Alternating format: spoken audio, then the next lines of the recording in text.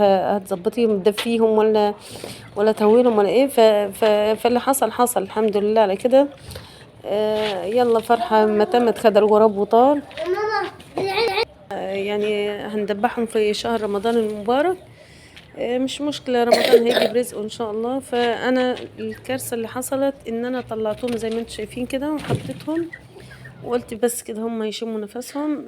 لكن طلع ان الدنيا حرارة فظيعة فوق وانا نسيتهم اليومين دول. قلت رحت غطيتهم من فوق بتغطية كده وما عملتش حسابي في اللي هيحصل بكرة وبعد. الجو بيبقى حرارة شديدة جدا جدا. ما كدبتش انا خبر ونزلت تحت وما خدتش بالي ان الجو حر. غير على العصر كده حسيت ان الجو سخن جدا فطلعت لقيت صراحة 5 فرخات ميتين منهم. وتاني يوم مات كام واحدة، يعني الحمد لله ربنا سترها. لحقت انا اتدارك الموضوع مع ان هم كبروا. الحمد لله الحمد لله في الاول وفي الاخر ما اقدرش اقول غير كده. طبعا نصيبهم طبعا.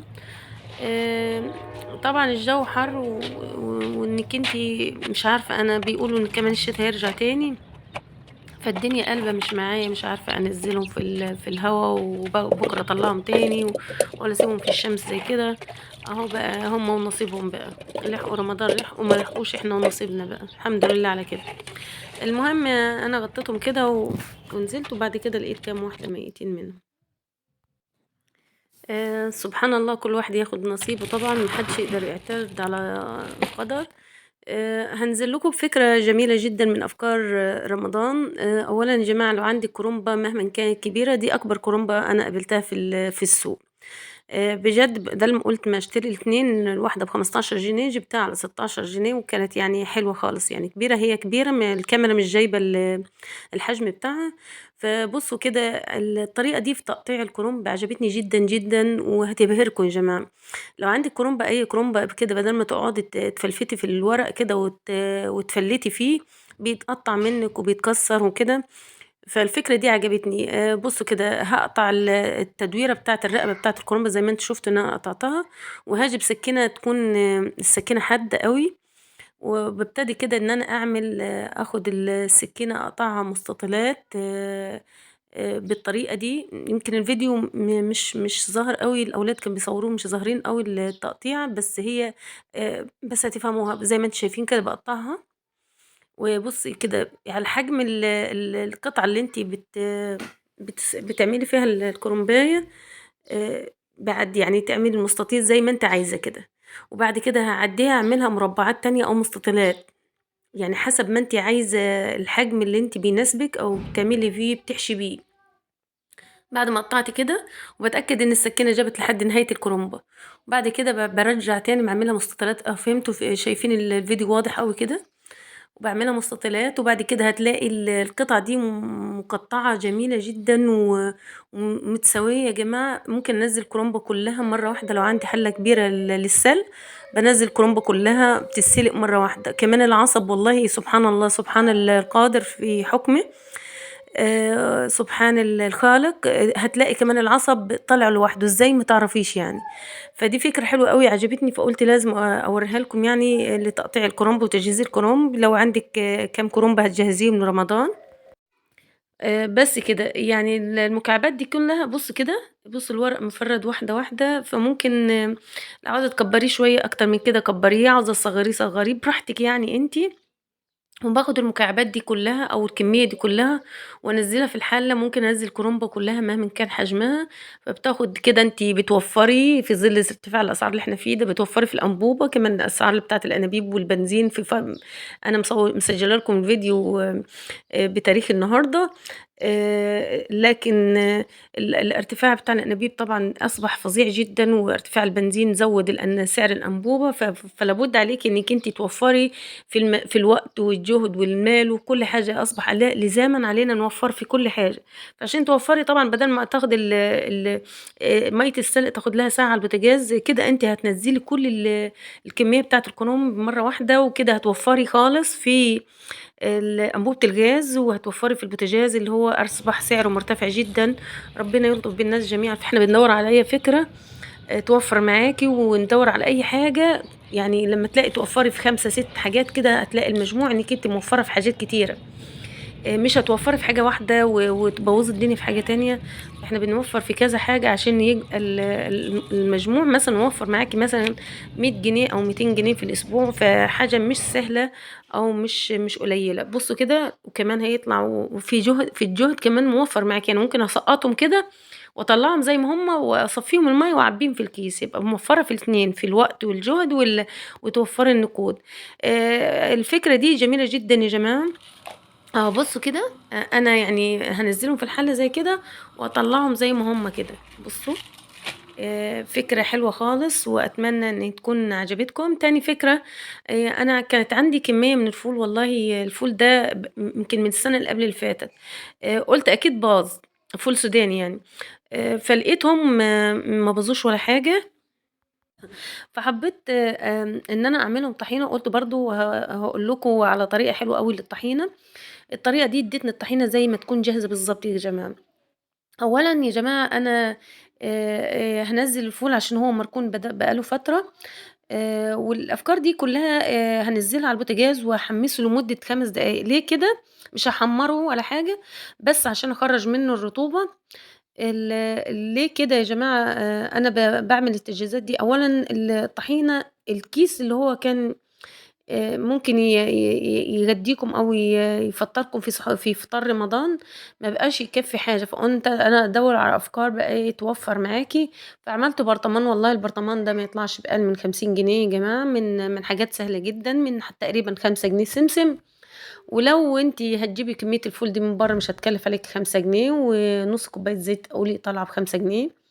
كل المكونات 15 جنيه هيطلعوا يعني البرطمان أنا مش مقدّرة يعني لو أنتِ اشتريتِ برطمان هو تقريبًا كيلو، فمش عارفة الكيلو كام، يعني أفتكر كده إن هو الكيلو كان ب70 في الرخص، يا ترى وصل بكام دلوقتي؟ أنا مش فاكرة والله، يعني أكيد وصل له مبلغ، يعني ممكن ييجي له ب100 جنيه ومش 50 والله، أنا مش متداركة الأسعار بتاعة الوزن كام برّه. فعلى إيه طبعًا برضه فكرة سهلة جدًا وهتوفّر معاكِ. السمسم برضه هانزّله بنفس الطريقة، هو سمسم أحمر، ممكن تستخدمي السمسم الأبيض عشان لون الطحينة يبقى معاكِ أبيض، بس أنا عندي السمسم أساسًا ده سمسم متحمّص يعني، فهيخلّي الطحينة لونها داكن شوية يعني شوية بسيط. لو أنتِ عايزة لونها يبقى أبيض هتعملي السمسم يكون أبيض وما باحمّصوش، أنا بس فقط باطلّع الرطوبة منه يا جماعة عشان ما يكمكمش ويعمل ريحة معايا في البرطمان.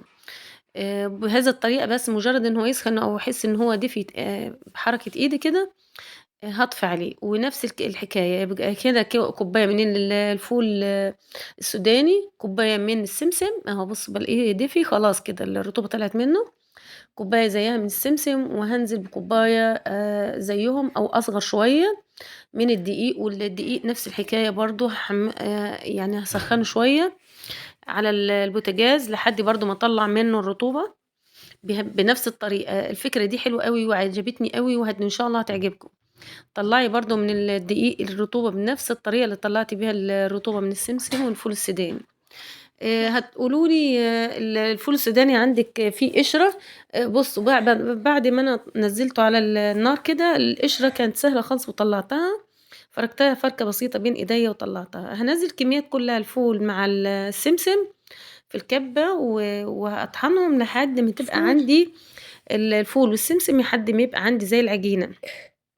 عشان يبقى الطحينة ناعمة وحلوة خالص معاكِ، دي طريقة اللي هتخلّي معاكِ الطحينة حلوة أوي. هانزّلهم لو عندِك مطحنة اطحنيهم في الخلاط، بس الخلاط هيبقى مش هيوصّل لِك المرحلة دي وممكن يتحرق منِّك. بُصّي بقت زي العجينة أهو، هانزّلهم كمان تاني هادّيهم طحنة تاني لحد ما ينعموا خالص، ويبقى عندِك القوام ناعم خالص بهذه الطريقة. بُصّوا كده ناعموا خالص هانزّلهم بقى. بُص هاجيب أول حاجة هانزّل في الخلاط كوباية أو نُص كوباية من الزيت، الكوباية دي المفترض إني هانزّلها كلّها على فكرة، هيحتاجها ممكن يحتاج ده كمان لسه معاه قاعدين نايمين. أزود منها، يبقى نزّلي كوباية من الزيت، لإن الدقيق هيشرب كمية من الزيت بس كنت كتيرة، انا فهانزّل عايزين الزيت اوعى الأول في طيب. الخلاط، وبعد كده العجينة اللي أنا عملتها هانزّل منها نُصّها عشان ما تكلكعش في الخلاط. هانزّل نُص المقدار اللي عندي ده يا جماعة، عشان ما يكلكعش بس ويخلّي الخلاط يُقف، لإن الطحينة اللي أنا عاملاها دي لسه أنا ما حطيتلهاش زيت فكابسة شوية، هانزّل بشوية صغيّرين. بُص نزّلتهم على مرحلتين وكل ما احتاج ونزّلت دقيق معاهم كمان، وكل ما أحس إن أنا الكمية عايزة زيت باضيف. بُصّي القوام بتاع الطحينة وبافضل أضرب فيه لحد ما ينعم خالص معاكِ. مش هتضربيهم شوية صغيرين، أنتِ عاوزاهم ينعموا. لو عايزة القوام طري ضيفي زيت، مش عايزاه طري تقللي الزيت شوية عشان يطلع. بُصّي القوام أنا عايزاه كده. لو أنتِ عايزاه أتخن من كده ما تضيفيش زيت كتير، ضيفي بشوية لحد ما توصلي للقوام اللي أنتِ عايزاه. بُصّي الطحينة ناعمة جدًا أقسم بالله تحفة، تحفة، وطعمها خرافة. أفكار سهلة وموفّرة ليكِ وهتوفّر عليكِ في بيتِك. البرطمان ده تقريبًا ده كيلو والله، يعني الطحينة تقيلة خالص. أتمنى إن التجهيزات البسيطة دي تكون عجبتكم، وكل فيديو إن شاء الله هانزّل لكم بعض التجهيزات والأفكار السهلة اللي هتعجبكم خالص. أتمنى يعود علينا رمضان وينولنا رمضان كله. اللهم بلغنا رمضان جميعًا يا ربي، ويعود علينا وعليكم بالخير واليمن والبركات. و وفي نهاية الفيديو لا أتمنى إن الفيديو يكون عجبكم، وما تنسوش اللايك والاشتراك بالله عليكم، لإن اللايك هو ده اللي بيرفع الفيديو. فأنا جايبة لكم أفكار يا ريت تكون عجبتكم. ما تنسوش تدعموني كمان. في نهاية الفيديو لا يسعني إلا أن أستودعكم في رعاية الله الذي لا تضيع ودائعه. دمتم في حفظ الله وأمنه و وفي رعاية الله. وفي نهاية الفيديو السلام عليكم ورحمة الله وبركاته.